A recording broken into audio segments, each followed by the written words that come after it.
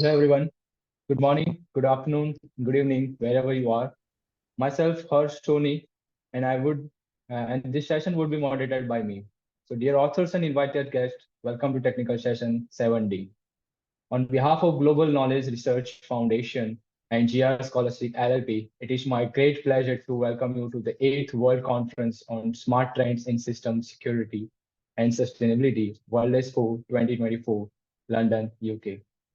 The eighth edition of this conference is being organized in a hybrid mode, and the physical event was organized, 23rd of July in London, and the virtual event is being held through Zoom from 24th to 26th July 2024. So I hope you will enjoy the knowledgeable and interactive sessions through the day. In this session, we have 6 presentations. Each presenter will be given 12 minutes for the presentation and 3 minutes for the question and answers. On 10 minutes, I will raise a gentle reminder. And there's one another request to all the participants that you may all please stay connected with us till the closing remark so we can capture the good memories of this virtual conference. And if you have any query or update, you can directly write it to me in the chat box. So just before we get started the session, I would like to introduce you all to the chair for the session.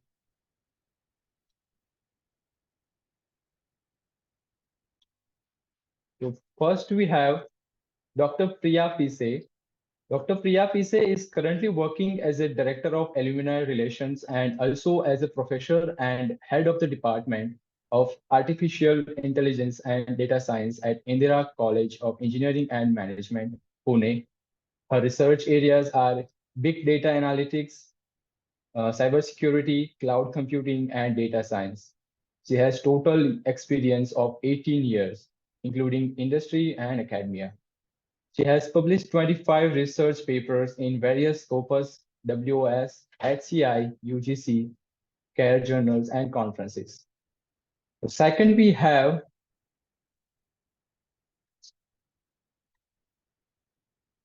Dr. John Zhang. Dr. John is an associate professor in School of Computing, Montclair State University, United States, and his specializations are parallel processing, computational finance, intelligent web-based systems, scientific computation with AI approaches. So I welcome both the chairs to chair the session. Thank you so much, Harsh. Okay, so starting with the session, first we have Aldo Lopez Martinez, and he's going to present the paper on certain consideration or mechanical engineering education 4.0. Dear presenter, you may please start your presentation.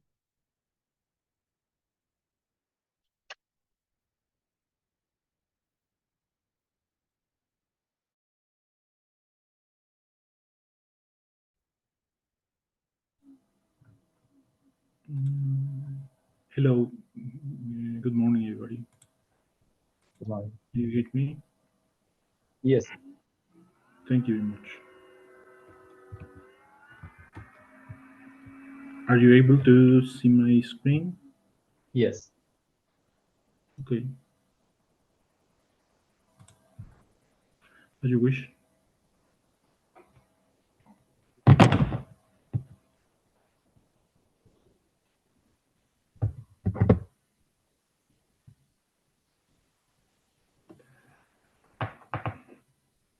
Can I start it? Yeah, please. Thank you very much. Thank you very much. Good morning there. This is Aldo Lopez, Lopez Martinez, which is presenting certain consideration on mechanical engineering education 4.0. Or the content of this presentation is about introduction, mechanics, and industrial revolution, mechanics and its relationship with three industrial 4.0 technologies, mechanics 4.0, mechanical engineering education 4.0, conclusion, and some references. Okay, about introduction of this project. we're proposing that mechanical engineering is a discipline that has contributed several technology to industrial revolution.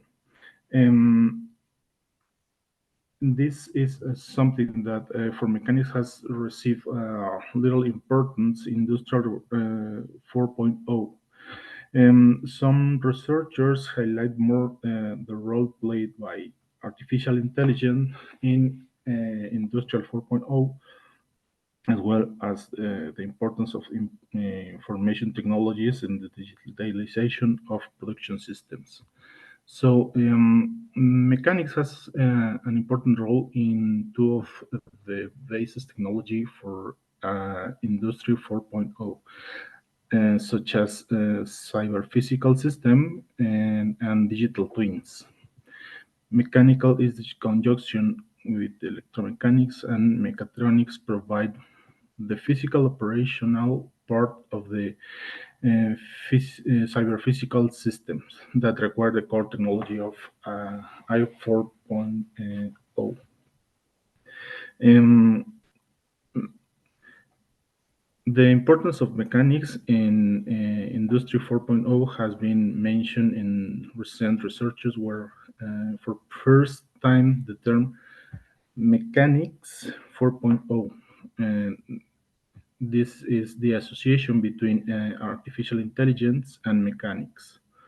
And this is a initial relationship with the concept of education 4.0 that has been conceived with the aim of addressing the needs and knowledge requirement for industrial 4.0.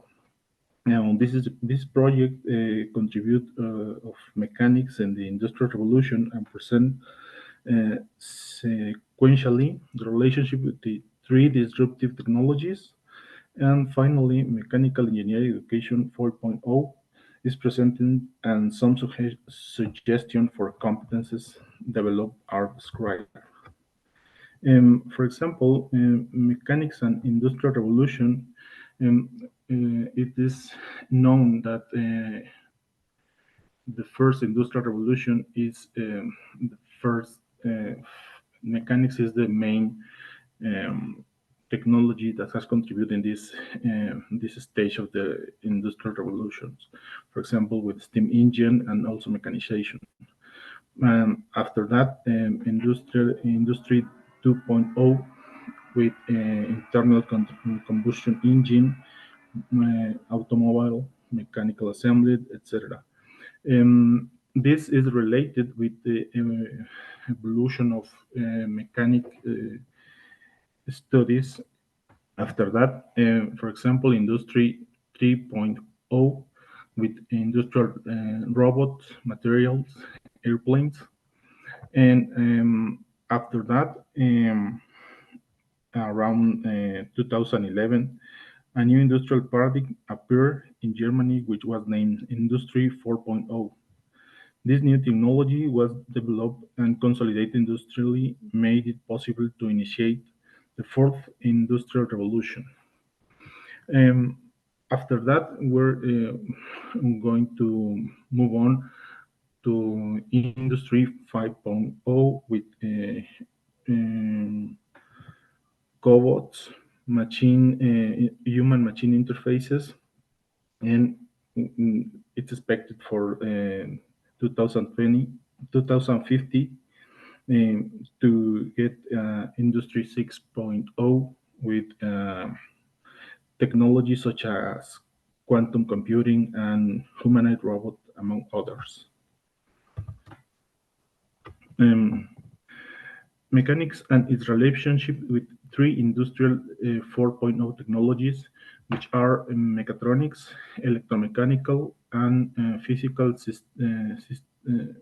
cyber physical system. For example, digital twins. Um, the relationship in the mechanics with the digital twin technology are summarized as follow. For example, physical system, um, the operation of the main machines, some multiphysics models, and the feedback information from the cloud to the related physical system require instruction execution systems. Some of these systems are mechanical. Um, Mechanics 4.0, this is mechanics should be considered as an important discipline supporting Industry 4.0 as a support to several models of disruptive technology such as cyber-physical system and digital twins. In terms of mechanics 4.0 was mentioned in the recent research that denote the joint work between artificial intelligence and mechanics in IPOF, in the Industry 4.0 projects. The configuration of Mechanics 4.0 is the disciplinary interaction and basic sciences, disruptive technologies, specialized fields of knowledge, and requires for mechanical products and production system. We became Mechanics 4.0. Mechanical Engineering Education 4.0 is configured taking in account disruptive technology, as mentioned, educational methods, the design of laboratories and workshop, the adoption of computer tools in educational processes. All this is collaborating to generate a configuration of mechanical engineering education. Finally, in conclusion, mechanical technologies have been essential in every industrial paradigm.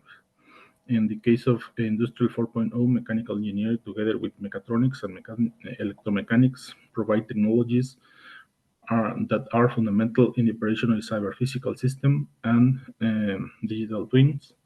This important role of mechanical engineering and Industrial 4.0 forces to generate and formalize the concept of Mechanics 4.0 and mechanical education that will serve to guide the education and application of mechanics of the fourth industrial revolution.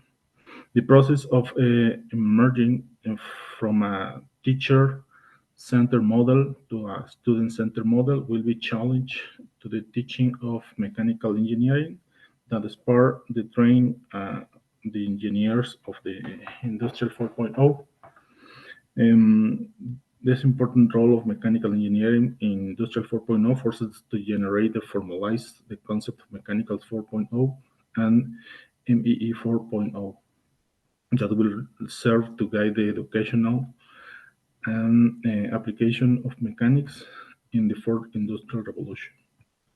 And finally, the development of competences is a core task of Mechanical Engineering Education 4.0, and for this is necessary to know the professional profiles demanded by companies that have already had experience in implementing the Industrial 4.0 project. Thank you very much.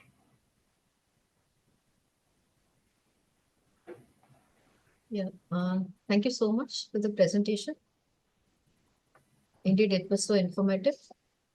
The only question from my side, I hope I'm audible to you. Hello, Sorry, am I audible to you?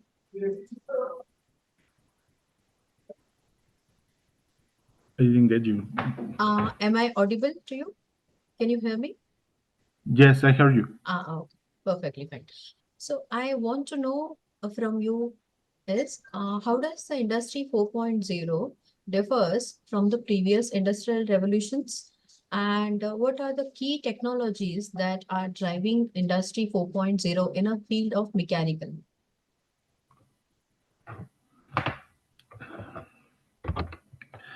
Could you say it in other words, please? How does the industry differs from Industry 4.0, than the previous industrial revolutions or technologies used? And if you can comment on the key technologies which are driving Industry 4.0, it will be really informative. Okay, the industrial that drive Um, the fourth industrial revolution, you mean?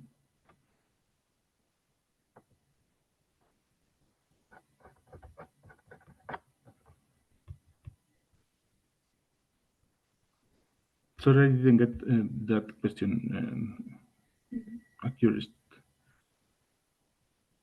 You want me to type the question in the chat box? That will help you. Yes, please.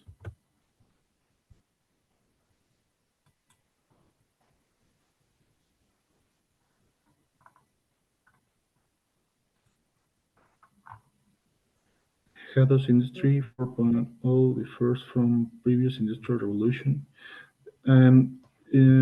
It's mentioned that the first uh, um, importance of fourth industrial revolution is regarding the new technologies as electronics and also artificial intelligence.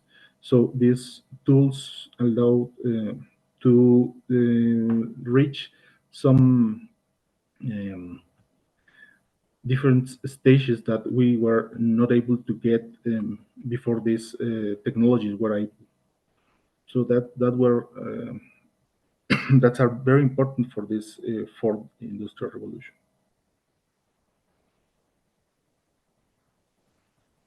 Okay. Thank you. Sorry, thank you.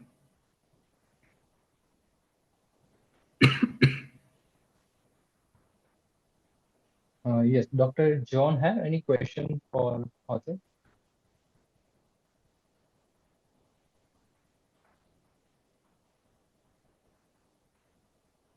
I think so. There's no question. Okay. So moving forward for next presenter. So next presenter we have Shamir Khan, and he's gonna presenting on developing secure software for OPC UA server data monitoring, a manual approach. Dear author, you may please proceed with your presentation. Hi, good morning. Can you hear me? Yeah, Samir, please go ahead.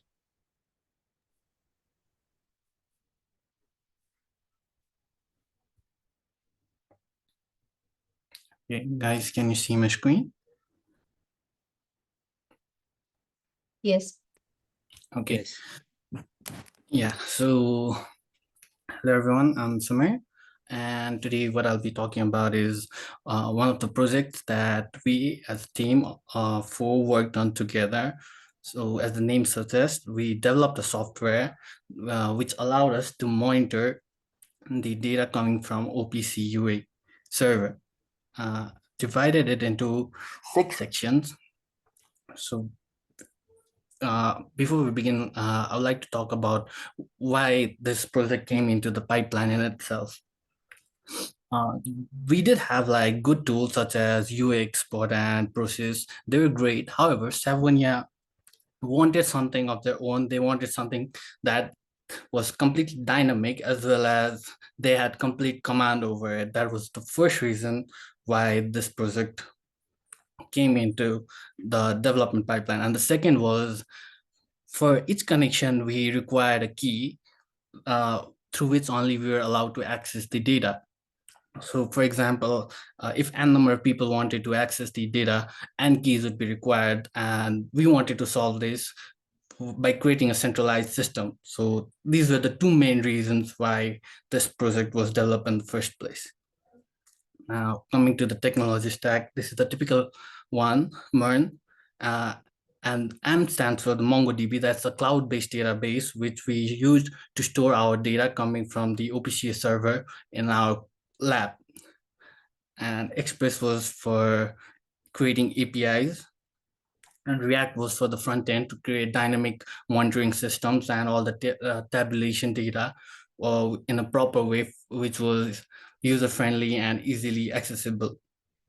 So this was for the technology stack. And now for the architectures, this was the whole system architecture. We had like a client server architecture, as well as how we connected to the server network using one singular key, which allowed multiple users to access the data from any part of the world. Though it was for the local network, but it was supposed to be scale up to meet bigger demands. Now the authentication and the connection section. Our Node.js server was like acting like a client and server both. So our Node.js was responsible for fetching all the data from the OPCA server and transmitting it to all the clients, whoever were connected. And now to optimize it further, what we used was worker threads, as this was one of our challenges that we faced, because we didn't want our server application to lag up, which is why we used kind of like a parallel processing, where we delegated our computationally expensive task of fetching and monitoring the data to the thread, which did all the heavy lifting of monitoring and all, and transmitted it in real time. And for real time, we used, sorry about that. Yeah, and this is for the batches. Now, what we used was like, we couldn't access all the data at once, which is why we introduced batch systems where we fetch different nodes data in simple batches of 4s and 5, which kind of made things efficient as well. And now this was for the security one, the authentication and encryption part. Though we had authentication, we did implement encryption where we encrypted both the socket real-time route as well as the user authentications, where only people with proper credentials were allowed to access the confidential data.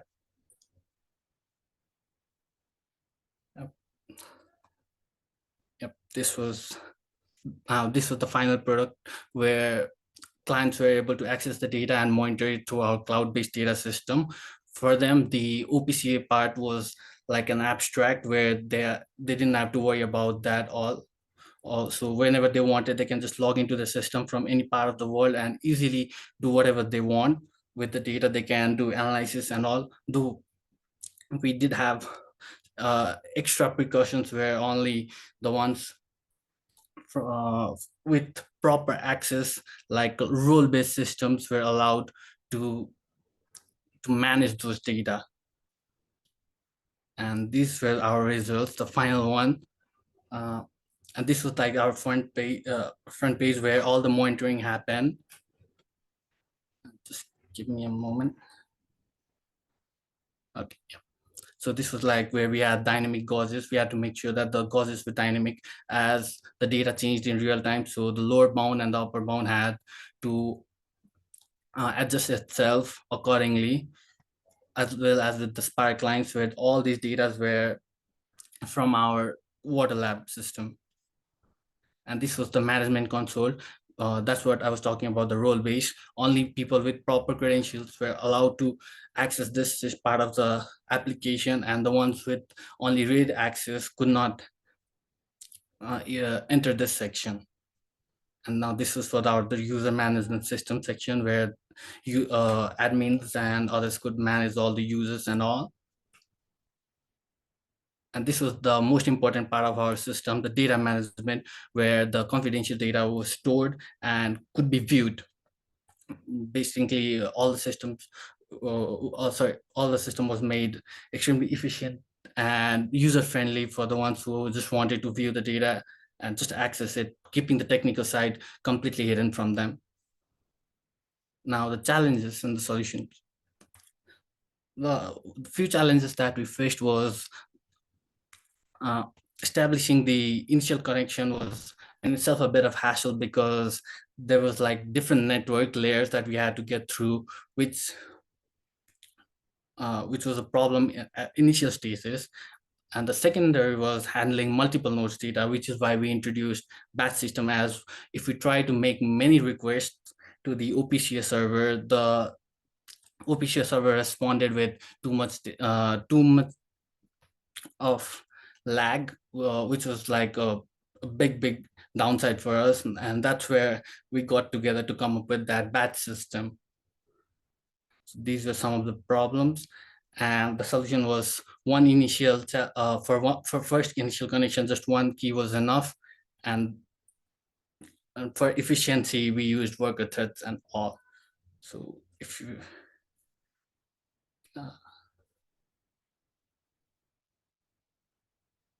and that should be pretty much about my presentation. Thank you. If it's okay, can I show you the demo as well? Yeah. Just give me a moment.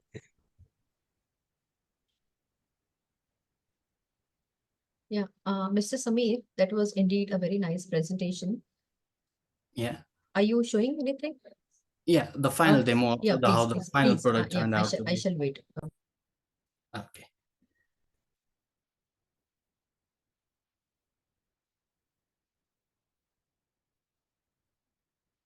So this was like all the pressure sensors and all the data coming from the main server and the gauzes and all stuffs.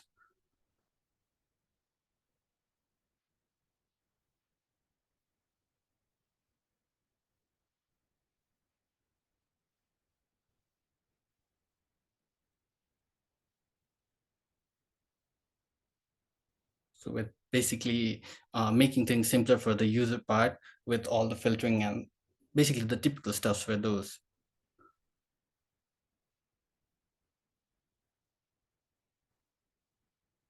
So yeah, that was just a prototype that we as a team worked on. So that should pretty much be about it, guys. Thank you. If you guys have any question, please. Thank you. It is indeed a very good project. And just wondering that did you do any optimization concerning about say scheduling or balancing the load and that kind? Have you ever think about that? Pardon, I you didn't work? get your question. Could you please repeat it? Yeah, and do you have any plan to make it even better? Say when things the say data is overload flooded, and how do you handle that? Do you Oh, have yes. any queue? Yeah. Yes. You actually, sorry, please go ahead. I thought yeah. the question. So just go ahead because that is make the system more robust, right? So you are working on that, yes? Yes. Thank you. That's Okay. really a good question. Actually, since we had a very limited period of time, 3 months, so we wanted to create a prototype as soon as possible. So we went for this approach where we introduced the worker thread and we handle the data in batches to make it efficient at that particular moment. But for further improvement, we did have we wanted to use like publisher and subscriber model for the data part, which would be totally detached from our Node.js application. So now, if we did that, we wouldn't even have to worry about balancing that part in our server. So that basically the publisher and subscriber model, the server, the queues would handle it for us. So that was basically that was our secondary plan, which we wanted to introduce to make it much more efficient. Okay, thank you. Thank you. Can I ask a small question? Go ahead. I would ask you what kind of provision you use when many connections are required by clients to the server to avoid the system to block. In the sense that there is the problem of many requirements of connected to the server. So what kind of solution you adopt? Thank you. I'm sorry I didn't get your question. Could you speak a little bit louder, please? That's okay. I'm asking you what kind of solution you adopt in your software system when many clients simultaneously ask to connect with the server to avoid the system to block. Thanks. That as well was for our secondary stage where we would like use clusters and all to automatically load balance it. So like we would have multiple VMs if we had deployed it in the cloud systems and we had configured it, we would have eventually configured it in such a way to balance it automatically. If let's say we had 10 clients at a second and those would be redirected to the ones the computers which was less used, and eventually that would have managed the lags and all different kinds of connections. So that was our secondary plan, to handle lots of clients at once. And basically we would uh, scale it up as well. So that's how we would have adopted the solution for that particular problem, if I got the question correctly, if that's what you were asking.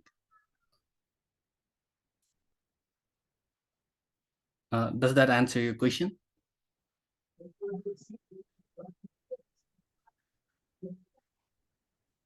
Probably Excuse me? yes. Uh, Probably yes. I have a couple of questions, Mr. Sami, to you.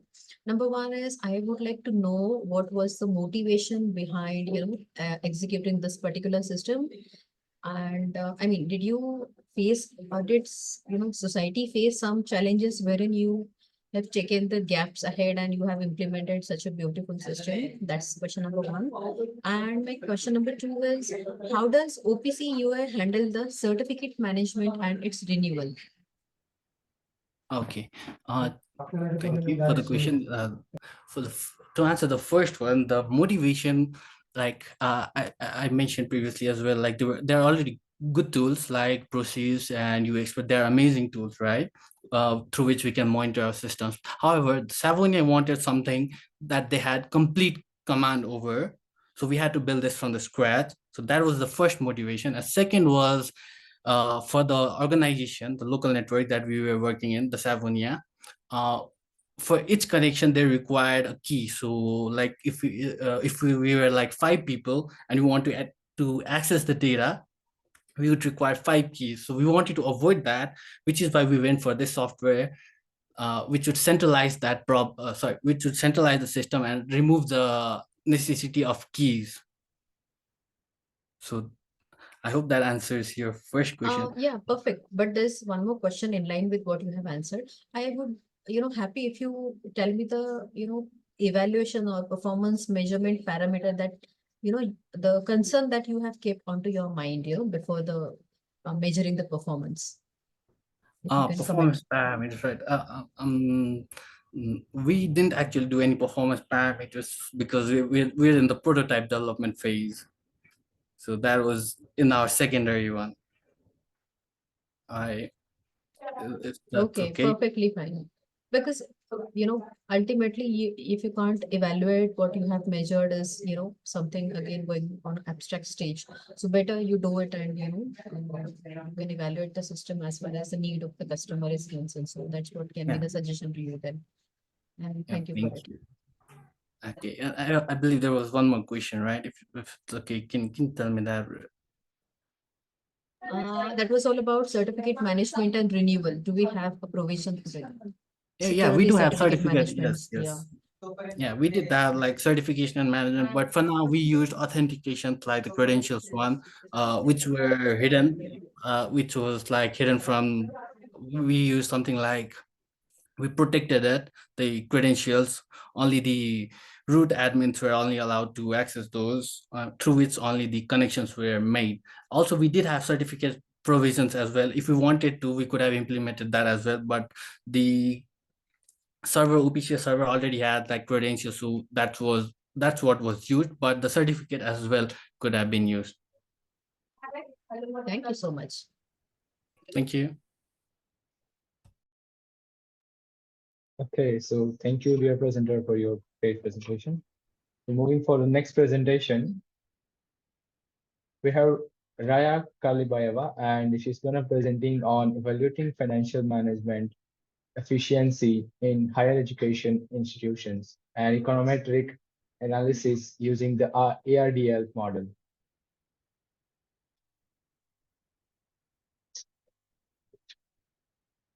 I think so she's not here. So moving for the next presentation.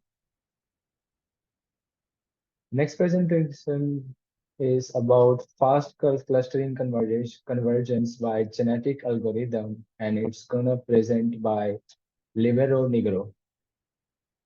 Dear Okay. presenter, you may please start your presentation. Yes, I'm ready. I try to share my video. Yes, sir. You One.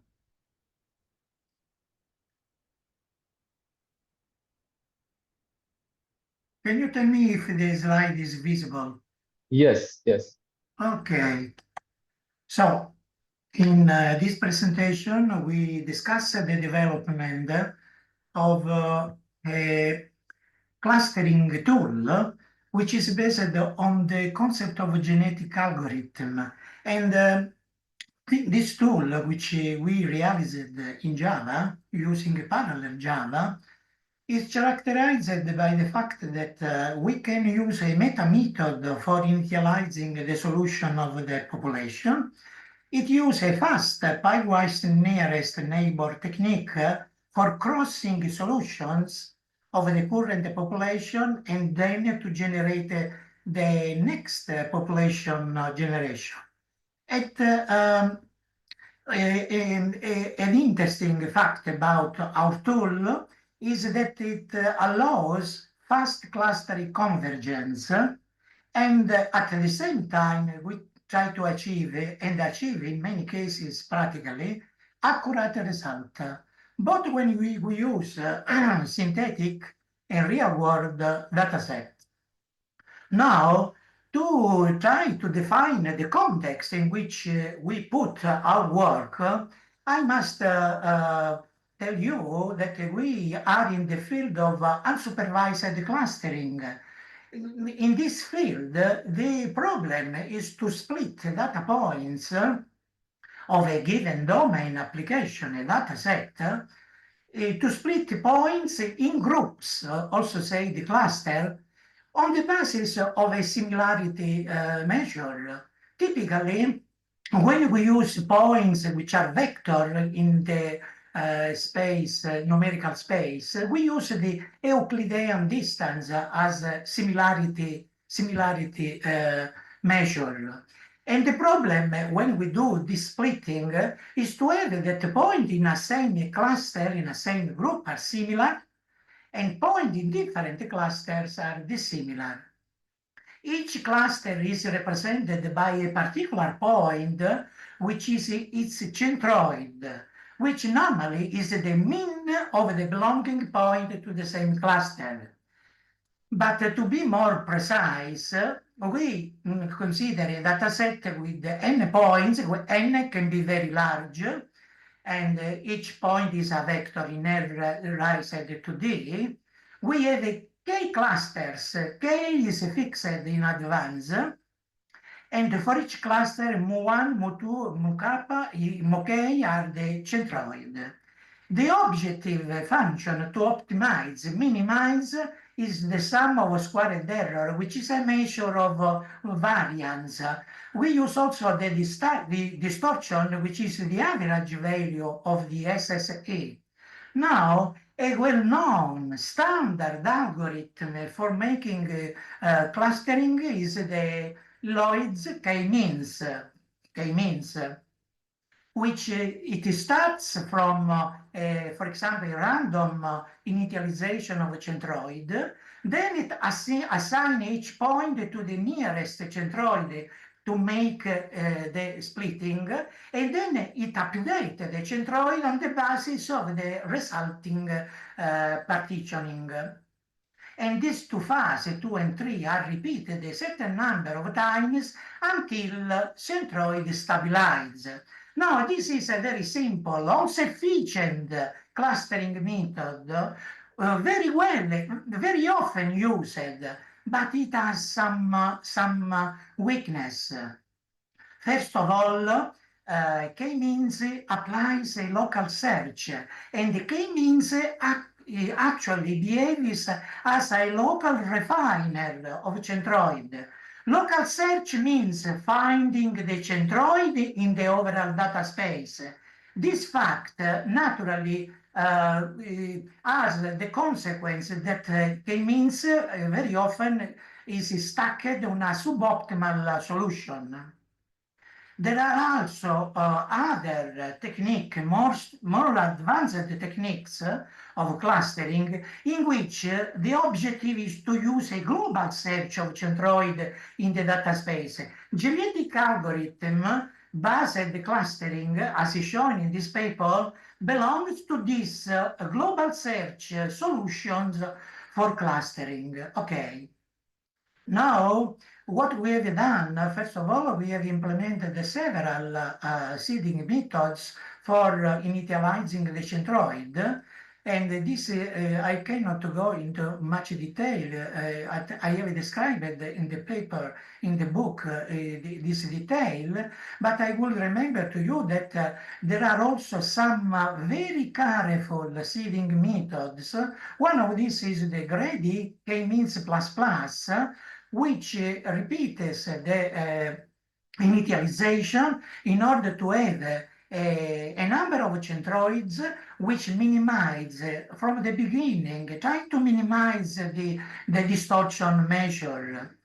And also we implemented also another very accurate seeding method, which is based on Bradley-Fayard refine. And also this is accurate in initializing the centroid. Now, the essence of our tool is based on the concept of genetic algorithm, in which we follow the biology, life, natural reproduction, in which we start with a population of candidates, which gets improved in subsequent generation of better candidates through three basic operations: selection, crossover, and mutation. Okay, we repeat the generation of population a certain number of times until a satisfying solution is achieved. What is very, very important in our development is the concept of representation of a solution. A solution basically is a triple in which we have a vector of centroid, a correspondent partitioning, and the distortion measure of this solution. Okay? So, corresponding to a given centroid, there is a partition, and the partition particularly is a set of index of points in the data set. Okay? Partitions are disjoined one to another, but the union of partition is the whole data set. Two parameters regulate the behavior of the genetic algorithm: S and T. S is the number of admitted solution in the population, so it's the cardinality of solution in the population, okay? And T is the number of requested iteration, okay? Now, to give you in this brief time, very brief time, to give you an idea about how algorithm proceeds practically, we start with a population which is empty, then S times, we define a solution using a careful seeding method and attach this solution to the population. The population is then sorted by ascending distortion. Please remember that lowest distortion is better because lowest distortion means good clustering, okay? Then we are having sorted the population by distortion. The best one is at the first position of the population. Then what we do is to generate the next population, P prime. Then we sort again P prime by ascending distortion. And then if the new best solution is as a distortion lower than the current one, we annotate this new best solution, and then we make data set point assignment according to the best solution. This is iterated for the number of time, which is hopefully the number of iterations should be small.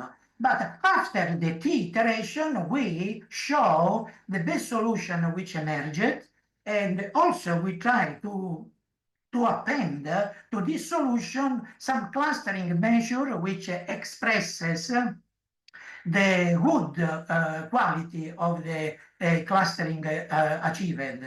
Now, what we do is to use an elitistic approach. What it does mean, elitistic approach?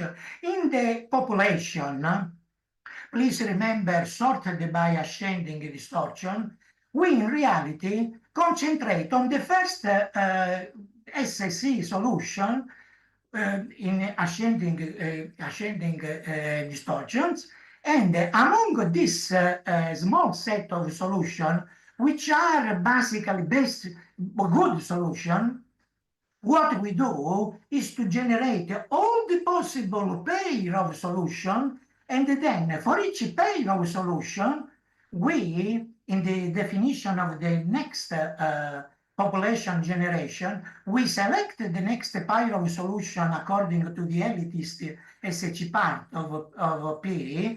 Then we cross these two solutions, possibly mutate, but experimentally we have noted that not always it is necessary to mutate the crossed solution. Then we use k-means to local refine the crossed solution, and then we extend the next population.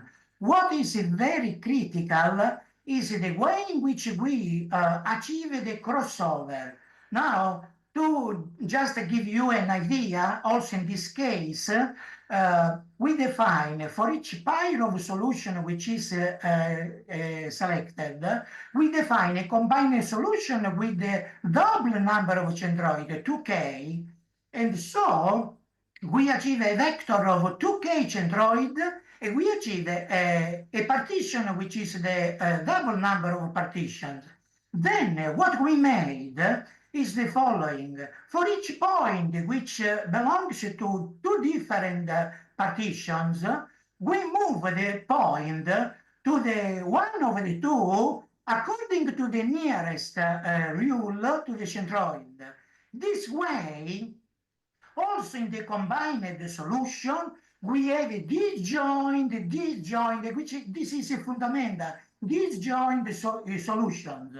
Then we reduce the number of clusters from 2k to just k by using a fast pairwise neighbor nearest, okay?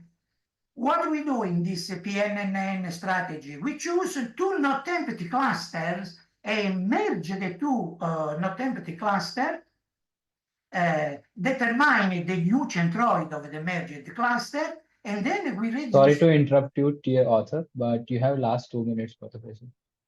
Oh, I can go to the, okay, I got to the result.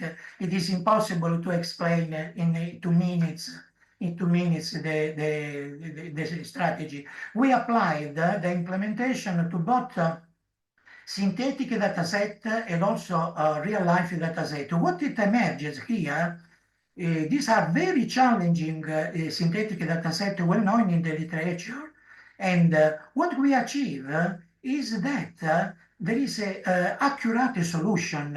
The cluster index is 0, which is a measure of dissimilarity between the achieved solution and the ground truth solution existing for each synthetic dataset. But what is very interesting to note that in many cases we achieve the best solution in just one iteration. Fast convergence, okay? Now, about some challenging also real-world data set, we achieved the same result about the distortion which is available in the literature. And also in this case, what is interesting to note is that the accurate solution we achieve is achieved with very few seconds, okay? For example, for Olivetti dataset, which is a facial recognition dataset, we have found the known distortion in the literature, but with an error of 6 subjects over 40, which were not correctly recognized, measured from the centroid index. So I just would tell you that these graphical drawings show that for realistic data set, the behavior of the distortion versus time is that we can have oscillation, but then we stabilize. So it is possible to have a oscillation in the first iteration, but then over the time is in second, please. Time is in second. Then we are working to optimize the Java implementation of our tool, and also we are moving toward the application of this tool to challenging data set, and also we are very, very interested in making a punctual comparison between a very, very depth comparison with the competitive tools like the recently developed recombinator random swap. Thank you very much. This is all for my presentation. Thank you. Yeah, hi, Libero sir. It was Sorry, indeed. sorry. It is impossible to go also in minimal detail, technical detail. Sorry. 10 minutes are absolutely not adequate. Okay, but these are the rules, and I observe the rules. No, I am happy to listen to you, your in-depth work, I'm really very impressed. I just have one question from my side, that is, Please. How the, Lloyd's K-means algorithm is in a position to handle the high dimension data. High dimension data. This is a problem, well-known problem. And this problem, obviously, we have not handled all the possible problems which we can handle in Conquer. But as you know, when we have a very, very multidimensional data, we could concentrate on the most important features for each data. The central contribution, the major important contribution. So we can be forced to avoid to consider all the features of a data, and so to, if it is possible, if the application allows, of course. But please consider that our implementation is parallel. And we stress the use of parallel on a multi-core machine today because we also, if you consider here, you see that, for example, there are some data set, consider Olivetti. Olivetti is 4,096 features. And this number is not strange because this is the number of pixels in the image, the number of pixels for each image. And so it is very high. And what we do, also without making any reduction in the number of attributes, what we do is to exploit parallelism, because today we have a lot of memory on our machine. We have also, for example, in the machine on which I am talking to you in this moment, we have 8 cores plus other 8 virtual 100 by the hardware. So we can use 16 cores, and we achieved the conclusion that also in many cases, not always the case, I will not talk about the maximum generality, but what we achieve in many cases is that we can face also and use all the totality of dimensions of a data point without problems. When you calculate the Euclidean distance, in that moment you have the crisis. If you have many attributes for that. But for all this data set in practical application, we achieved no problem. We moved also with short time for achieving a fast, convergent, and also accurate solution. Okay, and would you comment on the performance of a system? Is it really dependent on selection of number of attributes? Yes, yes, yes, it is obvious, Ross. But please consider this example of results. You see that we, by preparing through accurate seeding the initial population, please, I would this be more clear. We use accurate seeding initially. And starting from this accurate initial seeding, so the initial population, we move with very few iteration in the sense that after an iteration, for example, for the A3 or S4, and so after 0.6 seconds, so immediate, we achieve the solution, which is a solution correct because we use the centroid index, which is an external measure of clustering accuracy, and it's greater than 0, it says to us how many centroid we were wrong in the clustering solution. 0 means that we achieved a solution which does not coincide with the ground truth, but is close to it, very close to it. Okay, so these experimental results are encouraging. So we are encouraged to make a better improvement. And also for some cases where we have a lot of not only of data point, but of the number of data attribute for each point, to use some a solution which is also available in the literature, the principal component, the principal component serve to select how many attributes to consider, which will allow us to achieve a good clustering solution in any case, also by considering a subset of attributes. Right. I got it. Thank you so much. All the best. Sorry for my time. Okay, Okay, Dr. John, have any question for authors? No, I have no question. It's a very nice presentation. thank you. Very thanks. Okay, Thanks. so moving for the next presentation.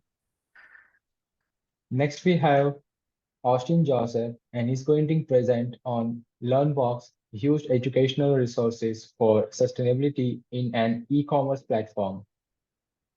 Dear author, you may please start your presentation. Thank you. Good afternoon, good morning, and good evening to everybody. My name is Austin Joseph A. Argosino, and I will be presenting LearnBox. The do I share screen?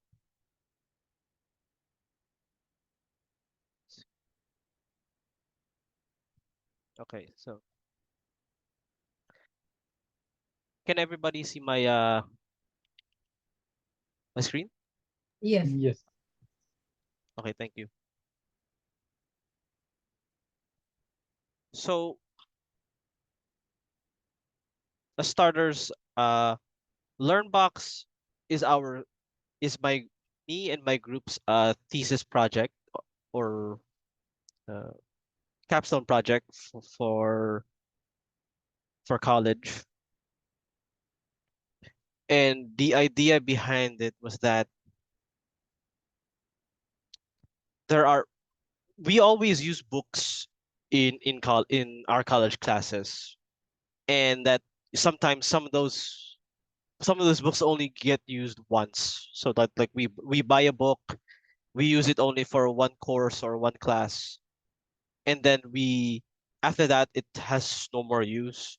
So either those books end up in the garbage or end up just not being used at all and gathering dust in some container. So our idea was that LearnBox is an e-commerce platform designed for or designed for particularly students, but also anyone working or studying in an educational setup to be able to recycle these materials and books. I'll skip through some of the slides, but more or less, uh, in our time right now, e-commerce platforms are plentiful, and it's quite evident in that a lot of people people buy and sell items on the internet, uh, and it has been happening for a long time, but it has grown even more uh, in in this current year. So we aim to create that an e-commerce platform so that we could give an avenue for these students who might not have a lot in the means of money, but we give them a chance to be able to recycle these books that they have and give those books a second life, but also give them a chance at being able to get books that they want but are too expensive for them to get. So we look so for our review of related literature studies, we looked into uh, articles and papers that had e-commerce as the topics, uh, consumer to consumer, consumer to business. We looked into the models that people use right now, and uh, we noticed that a lot of e-commerce platforms usually just go with buy and sell. So we stepped in with the niche of allowing users to be able to trade an item in for like another. Like for example, uh, a student has a math book, but they need a science book, and they find it on our web on the platform. Uh, they do not have the money to be able to purchase it. So what they do is they contact the seller and they inquire if they are willing to trade uh, books that are equal in price for that science book, and that's where the process starts, where the buyer and seller uh, communicate with each other in order to trade these books in, so that the student with the math book will trade in, say, like the math book and a few more books just to get the science book that they need, and uh the only thing that they spend on is the delivery of those books, because here and also because here in the Philippines there are still a good number of students in the country that are still underneath the are still I mean there are still plenty of students who are not supported that much, or the income that their families have can't simply support them in terms of buying new books quickly. So this is an avenue for them to be able to get these books that nobody wants, that no one else wants, but they need. So the methodology we used uh, for the research is a modified waterfall. We chose this because of the fact that like each stage is iterative, and if we have trouble in each of these stages, we could just go back and fix. We could stop, go back and fix all the issues in that stage, and then once we verify that everything is good to go, we move on.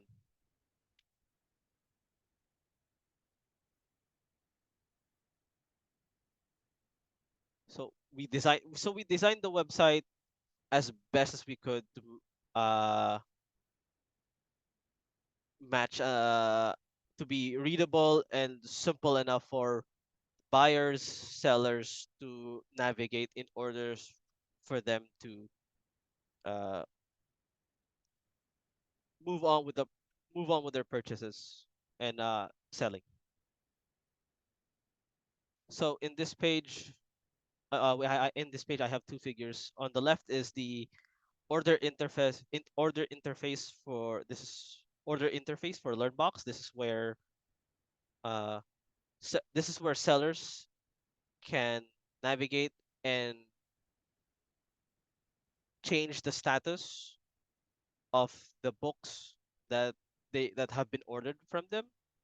And the figure on the right is the home what the homepage looks like uh, for the platform that we chose. It was very simple. We didn't really have much in the ways of time to like develop it really well, so it was uh quite like that. And in the development of it, the front is on the front end for the website we use Dart, and we use the Android Studio as the IDE. We used PHP and Laravel framework as the backend for the website, with Visual Studio Code as our IDE in developing that. We went with For our domain, uh, we went with GoDaddy because of the fact that like it's one of the most dependable domain sellers out there, and we went with uh, Cloudways as the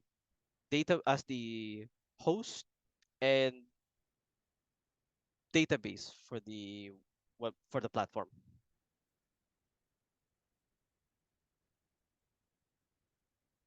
So here is one of the this is the system architecture for LearnBox. We so the users up here, the user interface is the platform itself, LearnBox.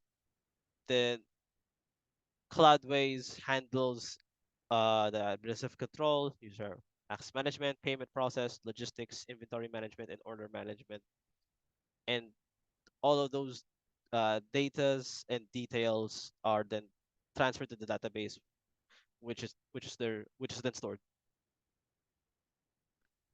Moving on, for testing, uh, we first made sure that LearnBox worked on browser on PCs as well as on mobile. In the latter's case, we didn't we didn't exactly have the time to a build it so that it was uh, functioning properly in mobile, in the sense of the scaling and the yes, that's like that the scaling of the platform. So in mobile, it's on some parts it looks stretched. So we tested it on browsers like Google Chrome and Microsoft Edge for the usability, functionality, and the performance. Then for the for the performance of the for the I'm sorry for the performance of the platform itself, we use the post-study system usability questionnaire, and we use the version 3 of it. And it is a usability questionnaire and has 16 questions that divide the qualities of a system. So those three qualities are the useful system usefulness, information quality, and interface quality. So like, to go into detail, it would be like how useful would be the system of the platform or website, like how easy it was to like understand how the mechanics of it work. For information quality is how much information the users, both seller and buyer, were able to like get, like how easy was it for them to understand like how to get from point A to point B, how to manage uh the website, the platform, and then interface qualities was like how readable like the buttons and how easy it was to navigate the platform itself.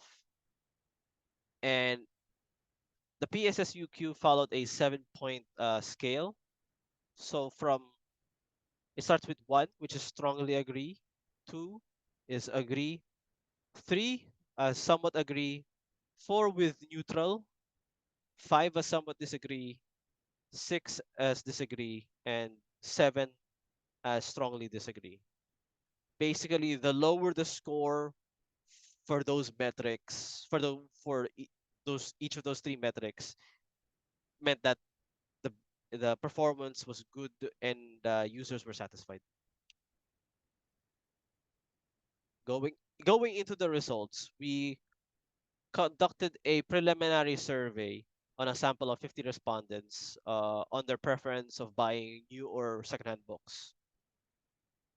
And if given the option of bartering or trading these books or goods, is which one they will approach. And the survey showed that 60% of the respondents preferred buying secondhand books compared to new ones. The reason why, because of Sorry the to interrupt you, dear author, but you have last 2 minutes for the presentation. last 2 minutes. Okay, I'll be quick. And thank you. Basically, practicality and cost efficiency resulted in 44% as the main reason of that 60% of those respondents choosing to buy secondhand books. And we also asked if the respondents if they knew where to get these secondhand books from, and most of them and 78% of them said they did not know, and 22% of them gave varied answers that ranged from them being able to buy from e-commerce stores online or physical bookshops that they visited. And going into the how many users registered as sellers and or buyers, around 52% of the respondents uh, registered as registered accounts, and 22 of them registered to have both seller and buyer accounts. So those users wanted to be able to have uh, being able to buy their own book, buy and trade those books and other academic material, and sell their own as well. So here is the results for that uh, preliminary survey. This table shows the shows how like where the kinds of places that other users could get those secondhand materials. Most of these are online retail stores. And then these are the results for the TSSUQ, and it shows that like it shows with the such low scores that with the average being 2.6 in most of these categories, uh, the respondents found the usefulness, the quality of the information interface to be good.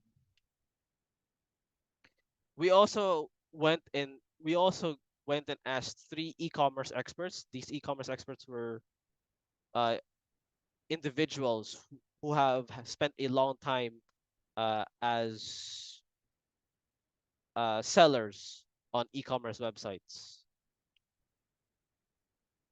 and these were and this the result that we got from them, and it shows that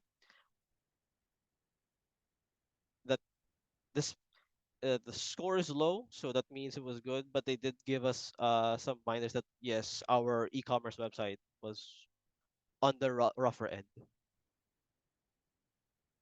So in the conclusion, the LearnBox e-commerce platform was designed and created by researchers to allow individuals to purchase secondhand books or academic materials. This was done so these these individuals not only save money but also give these items a second chance, so unnecessary wastage of material can be lessened. The survey results showed that respondents who tested the website, whether they were buyers, sellers, or both, found its interface readable, the information provided by it plentiful, and the system easy to use. The study concludes that the results show that LearnBox e-commerce is acceptable and brings a positive experience for its intended users, which are students or or individuals who deal in secondhand academic material.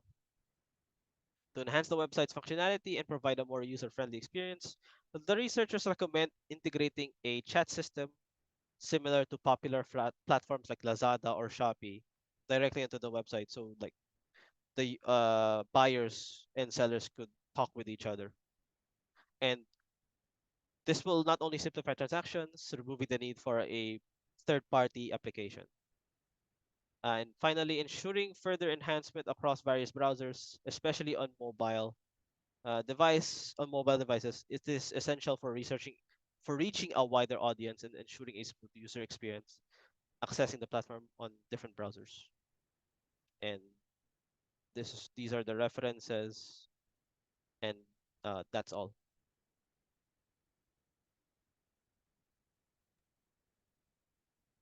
Yeah, hi, Austin. Hello. I had a couple of questions in between your presentation, but then ultimately your rest of the presentation has already covered it. So Oh, thank you. Indeed, it's a very nice topic, and all the uh, best to you. thank you, thank you. I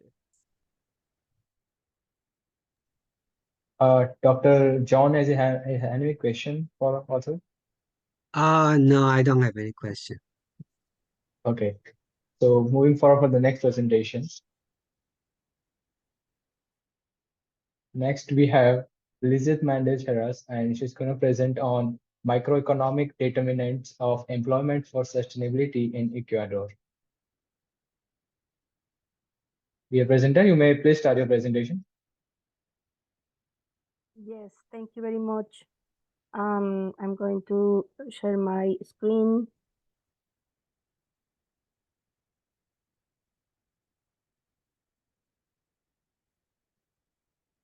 Okay. First, I want to thank to all the organizers and good morning, good afternoon, and good evening in the case that I'm in Ecuador, and here are 3 a.m. So for me, it's very, very early. So I want to start to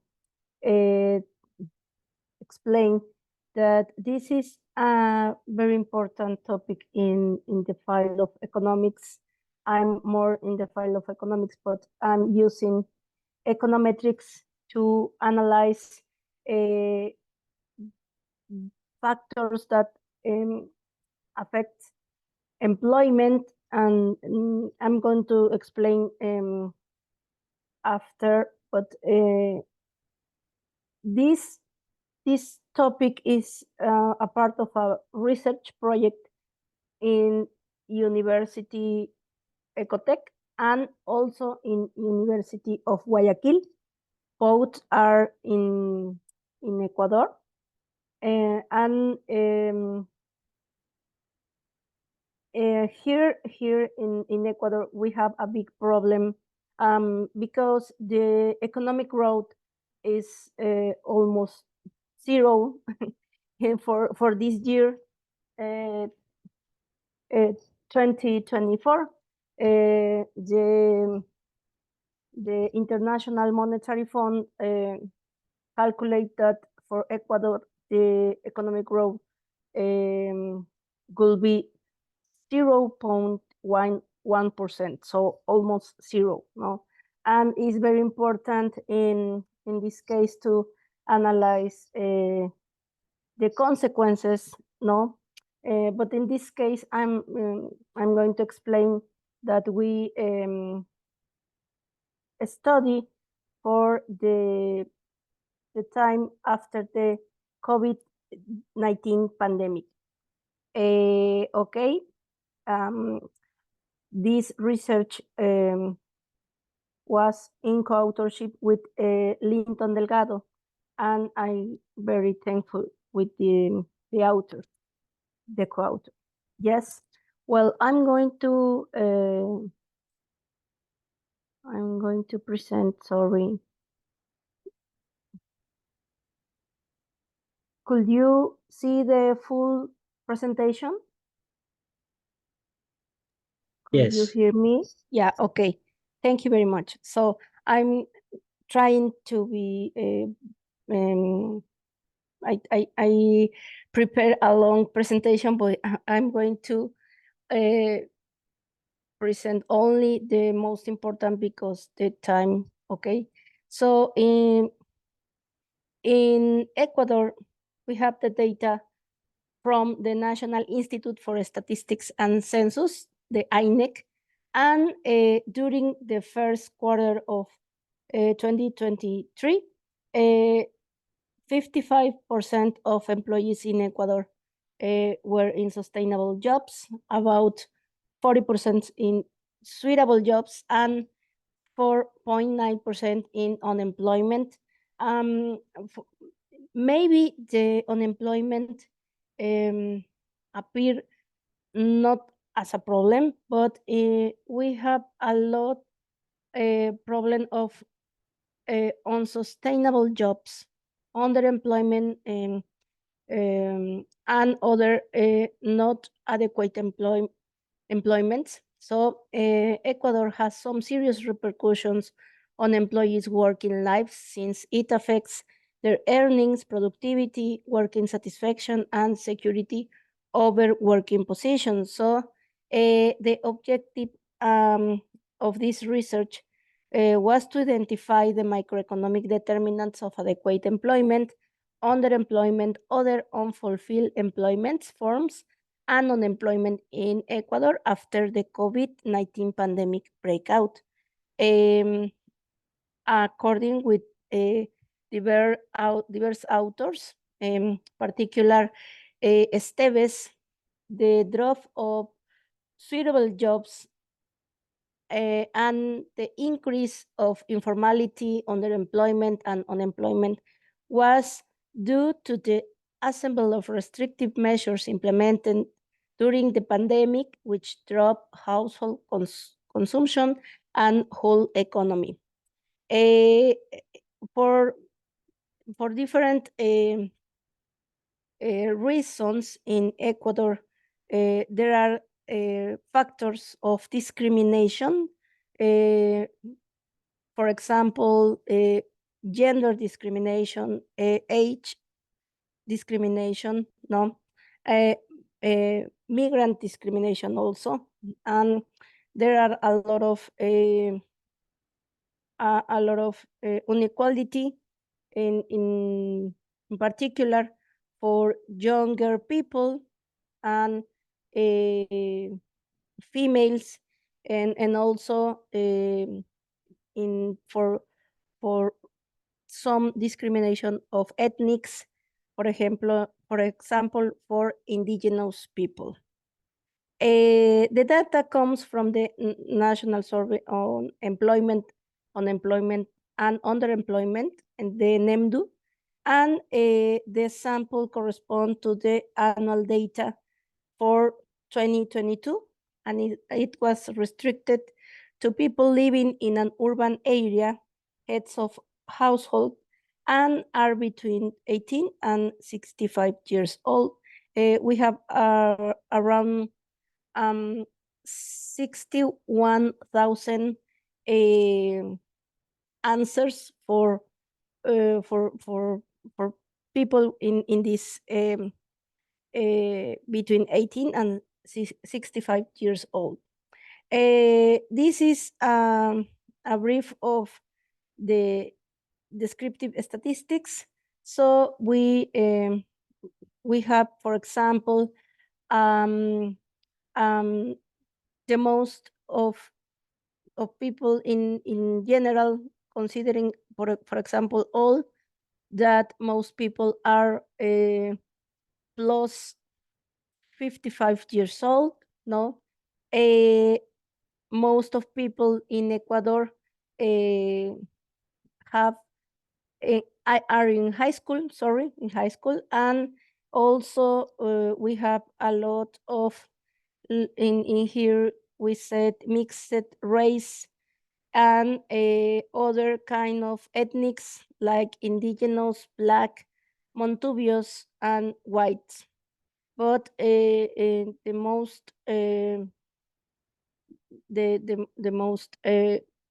is mixed race, mestizos in Spanish. Okay, then we have differences by gender, male and females, and also we describe for adequate employed, underemployed, inadequate employed, unemployed, and we also could demonstrate, for example, that female are female have less adequate employment than male, right? And also a female have more underemployment than male. No. Then in education, the people who have higher postgraduate education are with more are in jobs adequate or with adequate employment, but education in primary or high school have underemployment. And then by ethnicity, we also demonstrate that, for example, indigenous and black or Montubian have less or are in inequality because have more underemployment, and mestizos and whites have more possibility to be in adequate employment. Then we use a probit model, a multinomial probit model, and we calculate the marginal effects. We use the Stata 18 to estimate all the tests and the models.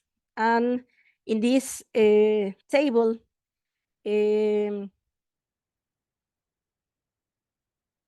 shows that the level of education and the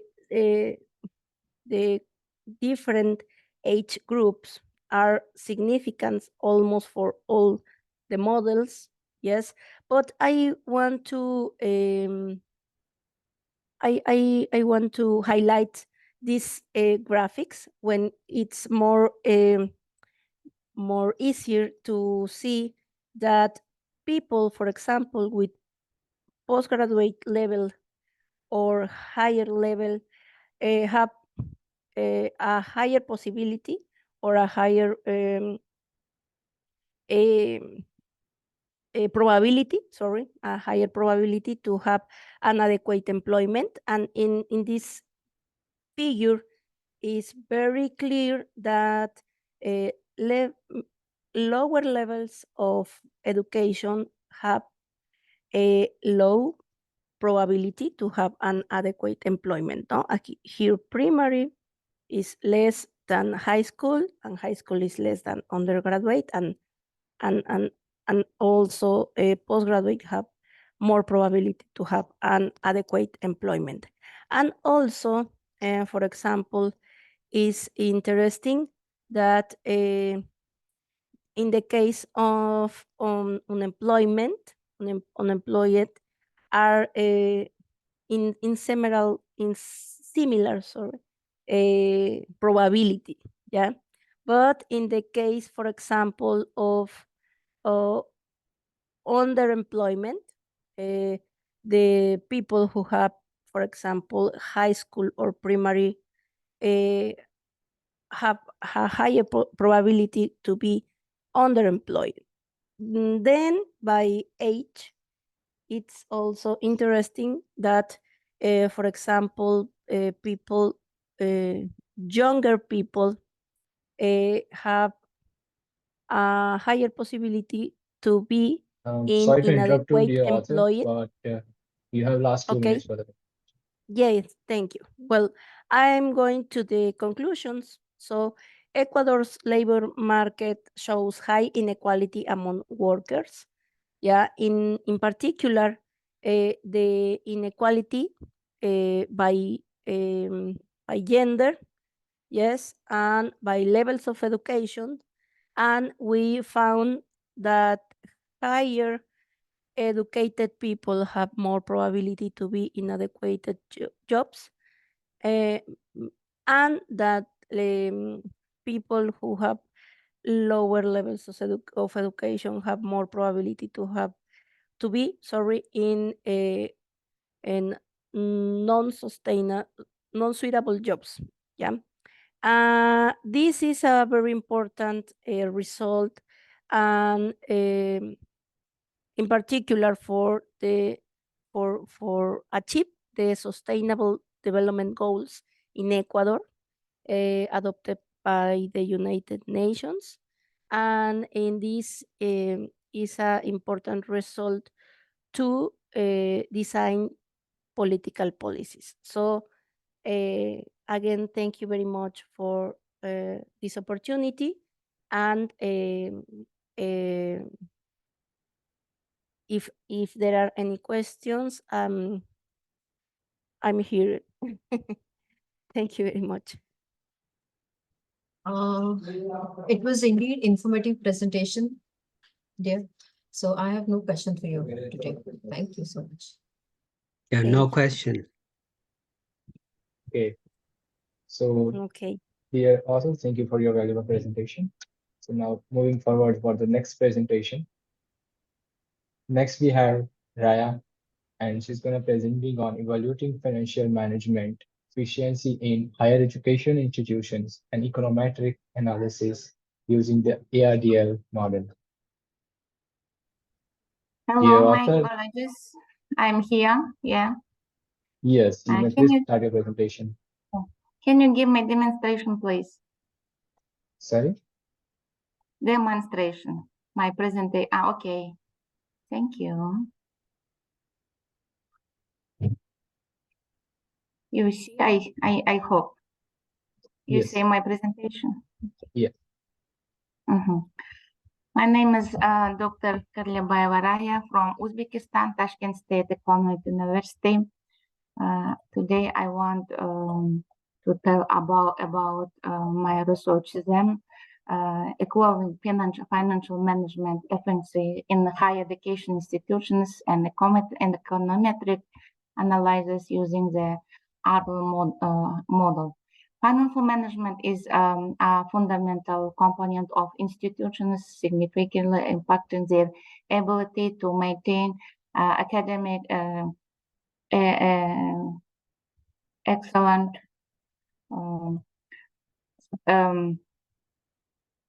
support research in institutions and the interest and sustainability integration of students and faculty. Effective financial management allows institutions to navigate the complexities of resource allocation, budgeting, and financial planning that are necessary to achieve long-term success and stability. This study is devoted to the effectiveness of financial management of universities with a special emphasis of Tashkent State University of Economics by examining the relationship between assets turnover and profitability. This study aims to provide insight into the factors that contribute to the financial sustainability of HAES. This study aims to contribute to the broader understanding of financial management in higher education institutions and offer practical recommendations for improving financial performance and sustainability.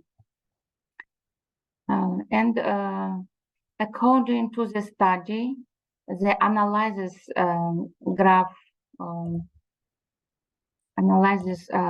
of the indicators of the depending and independent variables over time has the following from this figure. And as shown in figure 1, the date showed consist seasonal dynamics of the observed period, and such conditions it becomes increasingly important to predict changes in factoring over time that may have potentially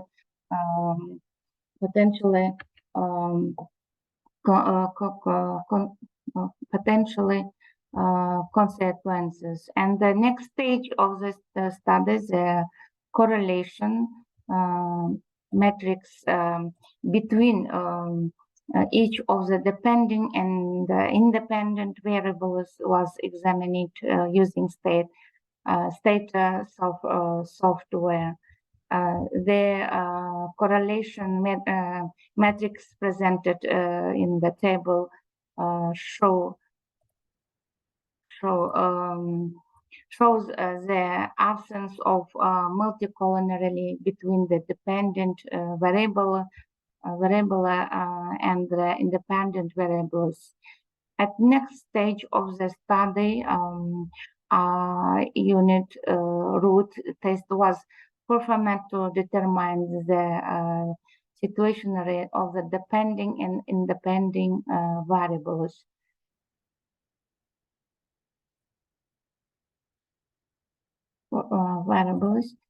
And according to the date in table 2, the unit root test yielded of statistical value of 5.271 for dependent variables and values of 5.573 and 5.739 and 8.129 for the independent variables. The result of the unit row that test indicates that both the outcome and the independent variables have a richer stationarity as evidenced by the low McKinnon values and the ZT equal 0, 0, 0, and additional after unit-tail integration of the dependent and independent variables, the unit row test variable confirmed their stationary. Next step, the econometric equation of the RDL model was development using startup software as presented in the following table. The RDL 1 to 2 models, as shown in table 3, indicates a significant correlation between variables and shows a positive effect with an R-square value of 0.99. The performance RDL test yielded statistically significant F statistics and T statistics or at the 0.05 signification level. This resulted in the rejection of the null hypothesis and the acceptance of the alternative hypothesis. The conjugation status of the model was tested using the connectivity test for the RLDL model the F statistic value of 29.844 exceeded the critical bonds for all intervals, confirming of the presence of co-interrogation in this context and providing a positive result for the connectivity test. As a result, in the financial management system of the Tashkent State Economic University, an increase in total assets turnover by 1% leads to the increases in the return on assets of the university by 0.22%, 1% increase in non-financial assets turnover leads to a 0.41% increase in return of assets, and 1% increases in financial assets and turnover leads to a 0.67% increases in return and assets. Next. The Qsium diagnostic center used and the ARDL model included the following hypotheses. For null hypothesis, there are no structural breaks of instability. This hypothesis assumes there is no change of shift in the coefficients of the RLD model over time, indicating that the model parameters remain stable throughout the sample period. Alternative hypothesis, there are structural changes of instability. Actually, one indicates that there are one or more structural breaks or shifts the coefficients of the RLD model. This means that at certain points in the sample period, there are fundamental changes in the relationships between the variables in the model. Analysis of the data presentation in those figures shows that the statistic of the Qsium diagnostic test remain stably within the Heraclite limits without showing significant changes. At the same time, the null hypothesis confirming structure stability remaining unchanged. And based on, in conclusion, based on the analysis of the study of conclusions about the financial management system of higher education institutions and its impact, the following recommendations and proposals have been developed. One increasing in total assets turnover in a university's financial management system is equated with a 0.22% increase in ROAA. This means that if a university improves the efficiency of its use of both financial and non-financial assets, it will have a positive impact on its overall return of on assets. Effective use on financial or non-financial resources ensures high returns of assets. Particular attention is paid at two non-financial assets. A 1% increase in the turnover leads to a higher ROA, namely an increase of 0.41%. This indicates that optimizing the use of non-financial assets has a greater impact of improving the overall return of assets of the university. Effective management of operating assets is critical to improving assets profitability. Based on those economic results, it can be concluded that effective financial management and financial and non-financial assets is critical to influence the profitability of Tashkent State University of Economics. Currently, Accordingly, a university can improve its overall profitability by strategical improving assets turnover and optimizing the use of both financial and non-financial resource. I finished my report. Thank you for attention. I hope today's conference improves our cooperation. I wish you successful scientific proposals and good activity in your job. Thank you. Yeah, hi, thanks for the presentation. My question to you is, hope I'm audible to you? Yeah. What is the role of dependent variable on the overall performance of the system?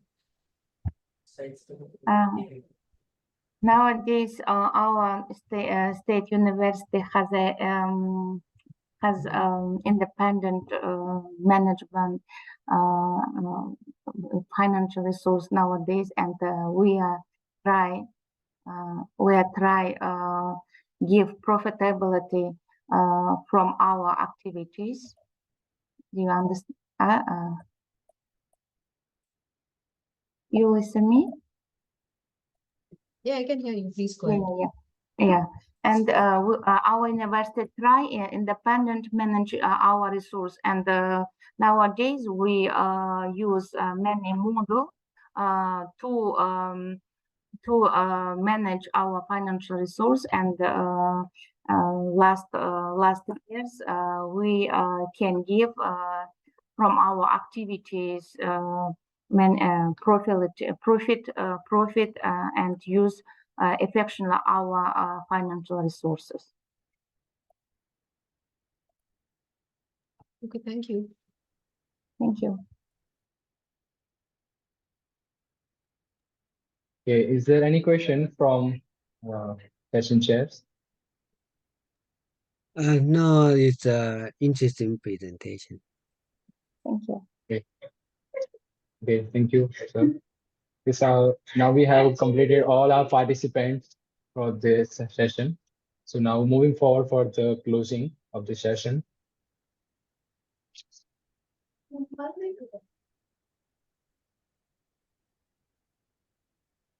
Okay, so I sincerely thank our authors for excellent presentation and their contribution in this session, and all our participants for being a part of this international conference.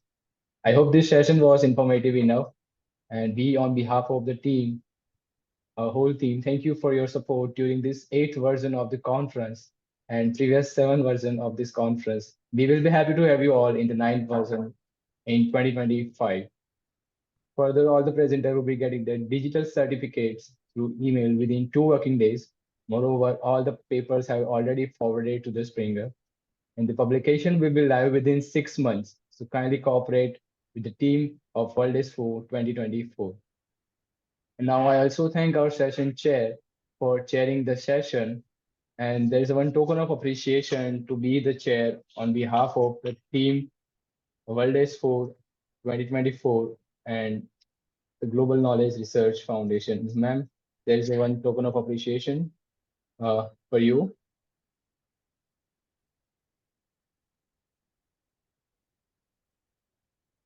Thank you. Okay. And this will be for Dr. John to be the chair on behalf of the team WS4. Thank you so much. Okay. So now at the end, I request you all to turn on your camera so we can capture a good memories of this virtual conference.